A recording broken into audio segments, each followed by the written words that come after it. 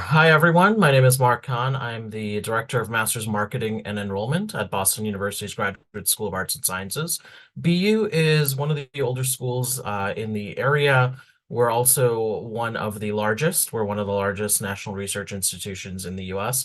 I represent arts and sciences, which encompasses about 30 different master's programs. So our more popular ones are computer science, and included in that is artificial intelligence, computing and data as well.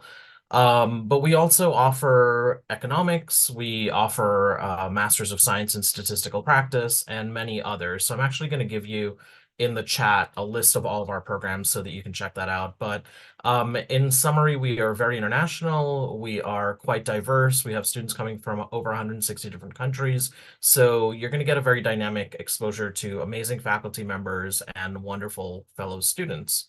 That's us in a nutshell. Great. Thank you, Mark. I know Meahgan has some challenges at her end. Everything good over there? Great. So I'm going to invite Meahgan from Columbia to introduce herself and her institution. Hello, everyone. My name is Meahgan Jameyson. I'm the Associate Director of Graduate Admissions at Columbia Engineering. We are the Ivy League institution of New York City. We offer many MS, PhD, and MS2 PhD track programs across our 9 departments with over 250 faculty members and 3,000 graduate students.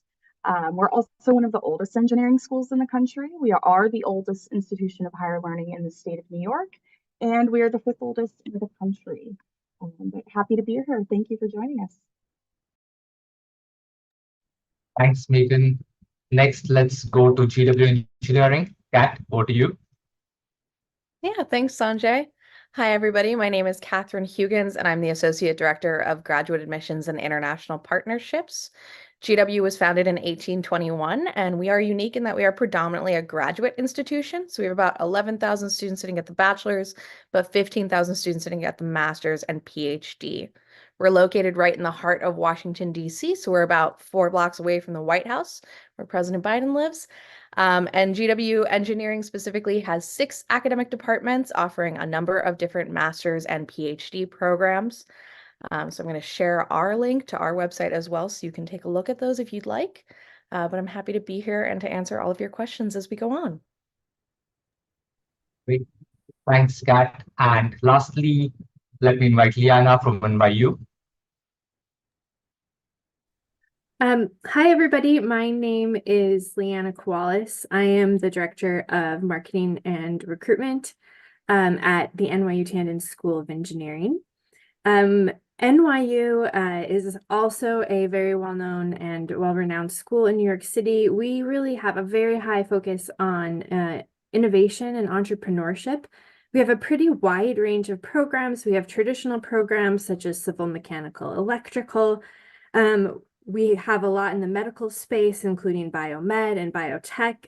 And then we also have some business-related programs, such as our most highly ranked program, which is financial engineering, as well as industrial engineering and MOT. Of course, CS and cybersecurity. NYU is also the school in the US that accepts the most international students of any other university. So we have a very global and welcoming environment for all of our international students as well. Thank you very much. Great. I can go ahead and take that one. So we take, and I think this is probably true for all of my peer institutions, we take a holistic approach to admissions. So we're really evaluating everything that you send us. We have pretty standard requirements, so we'll ask you for your transcripts. We are paying special attention as well to your program major and your prerequisite courses, especially. We'll ask you for an essay, personal statement, 3 letters of recommendation, although you are allowed to send up to 4. We'll also ask you for a video interview. We are looking closely at whether you have research experience, work experience. We're looking for publications, extracurricular activities. We're really looking at everything that you're sending us to get a full view of who you are as a student. Perfect. Anything different that any of your institutions looks for? The only thing I'll add is GREs can vary by program, by institution. Most of the programs at Boston University do require the GRE. The other thing to look at, although I think all of our schools do not require English testing, is English testing. If your education was in English in India or abroad, we will waive the English testing requirement, but it's important to know whether or not an institution requires those. Yeah, I just have one thing to add as well, which is that this is the year. First of all, I agree with everything my colleagues have said, but this is the year of ChatGPT, and a lot of universities have tried to make their application process a little more personal. Not saying that you can't use AI to help, edit or construct your essay, but at least at NYU, we still, what is most important to us is to find out who you are as a person, as a candidate. And so we have changed our essay questions slightly to be more personal, to be able to try and really get to the heart of who you are as a candidate. And hopefully you can write something that can't be replicated by AI. And so that's really one thing that we've been focused on as well, is just trying to figure out how to truly evaluate who you are as a candidate. All right. Assuming nothing more to add on that one, we broadly understand their evaluation criteria, so we know what they look for with their respective institutions. Now I'm going to get into more specific questions on how a candidate can actually stand out, right? Some of them may have lower UGC GPA, some of them may not have really strong LORs as such, some may face challenges in or may not have strong extracurriculars or a well-rounded profile, or let's say some other challenge in the profile, right? So what can a candidate do to really stand out and make that stellar application to your respective institutions? What can they do to defend their weak areas in the profile? Yeah, I can take this one. In answer to that question, I love something that I've heard Mark say before, which is very much, you can only control the things you can control. So in that regard, you can't go back in time and change your first year grades. You can't change what major you did for your undergraduate studies whenever you completed them. But you can use your statement of purpose and your resume and your letters of recommendation to really highlight your strengths and introduce yourselves to the program and let us know what you think we need to know. So if you're a little worried about your CGPA, you can really highlight any research or projects or work experience you have on that resume and statement of purpose. And you can be very mindful in who you're asking to write your letters of recommendation. Some students come in and they ask, well, my brother's best friend's uncle is the CEO of a great company in my field. Can he write me a letter of recommendation? Will that help? And unfortunately, for the holistic review that we do in the US, not really, if that person does not know you and hasn't worked with you or studied with you personally. We're looking for people who can speak specifically to you and your ability to succeed in a graduate program, not really the level of their title or anything of that regard. So make sure that you're connecting with your faculty, that you are reaching out to them outside of class hours and developing a relationship so that when it comes time to ask them for a letter, they're going to be happy and helpful, and they're going to know who you are and be able to be the best representative of you. All right. So anything else, any other ways they can compensate for some of the other weaknesses in their profile?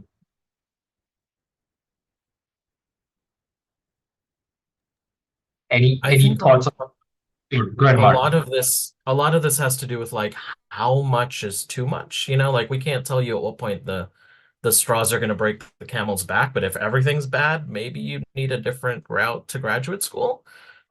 Maybe you need to work a little harder in your professional world to separate yourself from your academics. Because at the end of the day, we're trying to not just gauge whether or not a student's going to pass through our program, but whether or not they're going to thrive, whether or not they're going to succeed, whether or not they're going to be memorable enough for our faculty to say we want more students like that. So if you are far enough away distance from that identity, perhaps it's time to maybe take some more courses, do a couple Coursera's, do something that will help to elevate your academic profile. If it's testing, maybe a study course for the GRE is the right path for you. I mean, you are investing in your future, but you also have to invest in us getting to the point where we allow you to make that happen. So while I totally understand like the shortcomings, unfortunately, there is a point, like we can't take everyone we like. And even when those personal qualities are fantastic, our faculty will say, but will they pass my class? Or will they thrive in my class? And we want thrivers. We don't just want people who are going to survive graduate school. All right. So we did touch upon, Mark, you did touch upon GRE a little, but to get a little more detailed on that, GRE is optional for most of the programs or varies from program to program, but can a strong GRE score compensate for low CGPA? I'll start. I'm sure others will have things to add, but yes, on some levels, absolutely. But there's always a flip side to the coin. I studied philosophy in college, so it might come across in some of my responses. At some point, a high GMAT, GRE will just give us evidence that you should have done better.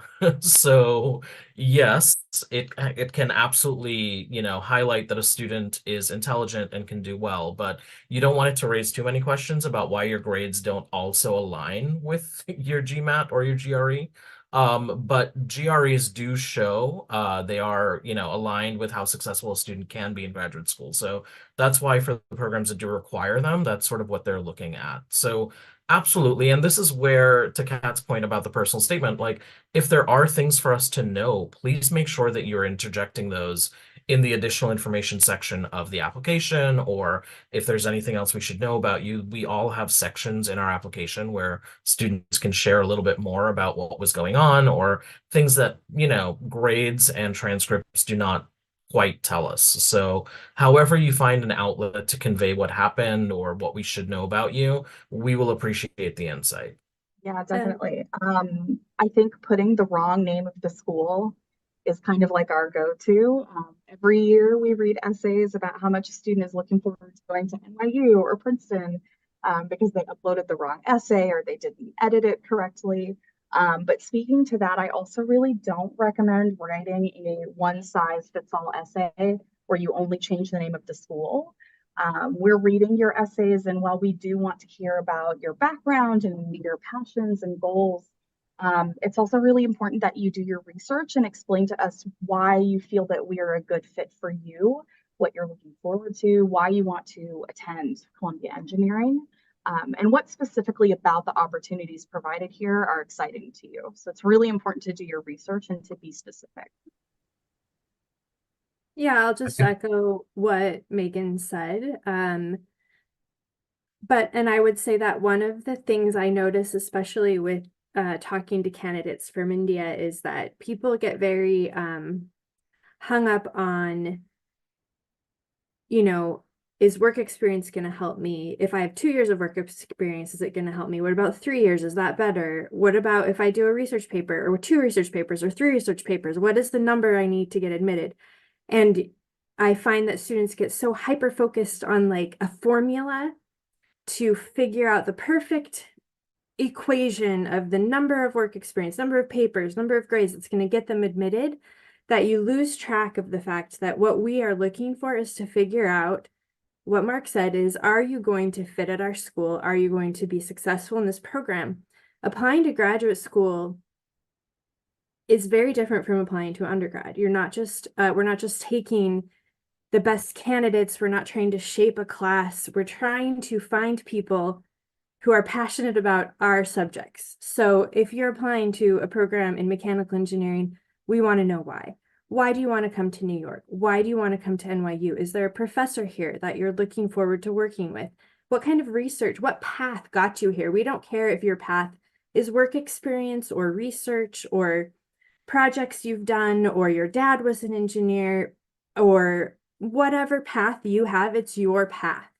And I find that the biggest mistake is people try and fit their path and who they are into a formula that they think is going to get them admitted. And the truth is, if your path is not the one that's going to lead you to our school, then probably you should look at other schools as well. So what I'm trying to say is like, don't get so hung up on the details. If you had 2 years of work experience, tell us you had 2 years of work experience. And why did that work experience make you want to apply to graduate school? What did you learn? Did it help you change your mind about what direction you wanted to go? Or did it help solidify that, yes, computer science is what you want to do and this is why? Applying to graduate school is very practical. And so I would just say keep that always in mind, that your path is a good path, and just explain to us who you are, how you got to where you are, and why you're applying to us, and how you think that our programs are going to help you achieve what goals you have in your life.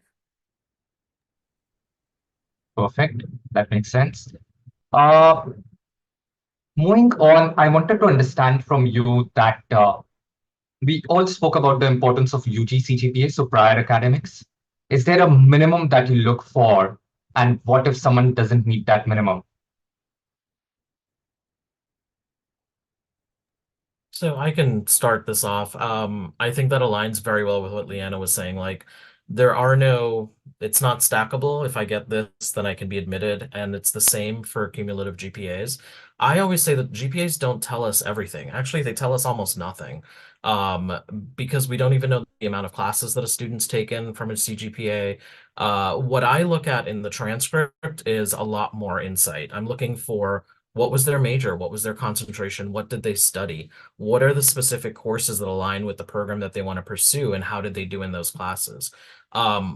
If a student starts very, very weak and ends up doing really, really well when the classes are getting much harder, their CGPA is going to be the same as someone who started in their first year very strong, and as classes got harder, plummeted.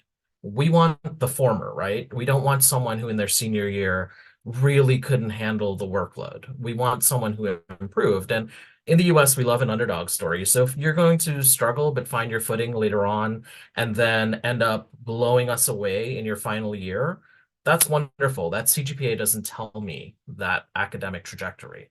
So it's very important to know that we focus on the entire transcript. And I will pass it off to any other colleagues that want to add to that. Yeah, the other thing I would just add is that there is a published minimum, but that doesn't necessarily mean that's the same for every one of our 33 programs. Some of our programs are more competitive, some are less competitive.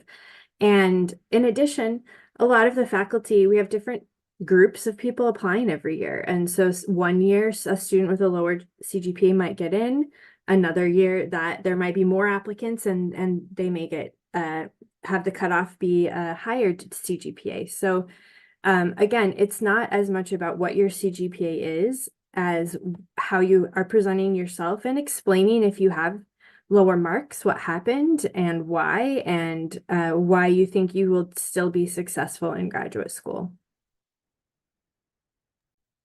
Interesting. Great. If nothing more to add on the academics front, what I want to do is now segue into a little different segment.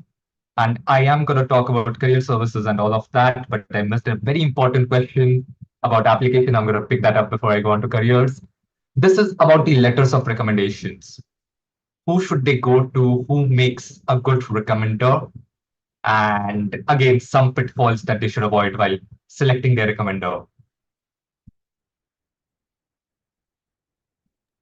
Kat, Meahgan. Okay.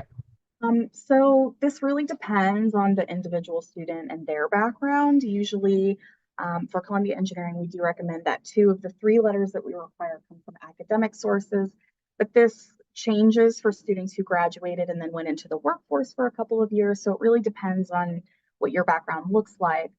But at that point, it would be much more relevant to have someone who you have a more recent and close connection with.